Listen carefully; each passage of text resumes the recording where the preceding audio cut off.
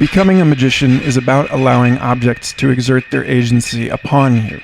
You have to let inanimate things in past your defenses, act as if they have a power and a will within them that, by integrating them, you take into yourself or borrow, something greater that you can align to. This is what Timothy Morton calls the hyper-object. And so being a magician is, in one sense, merely recognizing hyper-objects and the fact that we all live within them. We draw our power from them normally. We cannot not. And so it's only different being a magician in that you acknowledge that you have a role within this ecosystem that you previously couldn't see at all. To line up your existence with a magic tree or spring, or in the equal but contrary sense to tune a personal device to your suggestions, is to give the landscape agency its proper place as the source and container of your agency. Your will always already an extension, wave, or focus of the greater will that lives here, not in some transcendent Empyrean dimension, but in matter and what matter is made of. Magic is not only immanent, it's intimate.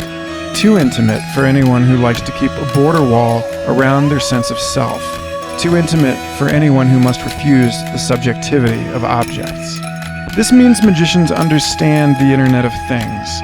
They understand how information eats attention, how design is information, how designed worlds are appeals to different states of consciousness, and how, when we live entirely within designed worlds, we traverse geographies and states of mind as if they are the same.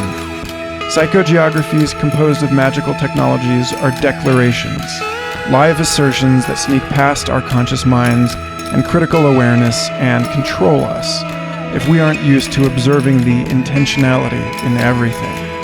In Muggle world, you use computers. In a magician's post-apocalyptic landscapes, every background is somebody else's foreground, and it's also, maybe more true, that computers use you. Balancing these two perspectives helps resolve the paradox of free will and determinism. It gets us over thinking of things as having simple addresses, within or without us, or even us as having simple addresses within a resonant and intricately folded pattern of coevolutionary tensions. In one sense, you are everywhere that your attention goes, extended through the artificial nervous system, fragmented to the degree that you can or cannot respond to information you receive from distant parts of your more widely understood, more accurately drawn anatomy. And in another sense, the locus of the modern actor, that imaginary core of agency upon which we once built our economics and our politics, dissolves within the interference pattern of those vast and distant facts within which we now almost fully navigate. A sea of floating signifiers and deep-dwelling and unthinkable abstractions.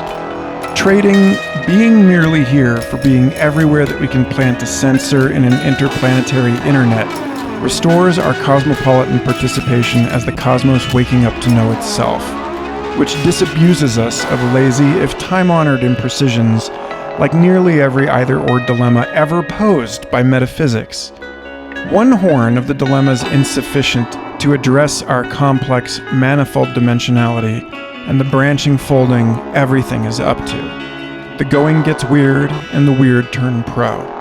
To find your way amidst this madness means accepting madness as an irreducible dimension of your being, letting dragons back into your maps, abiding by the daily truth that what you consciously know as yourself is just the fruiting body of an underground web of relationships. And the magic and mystery is that by turning your awareness on itself, you can discover them at all.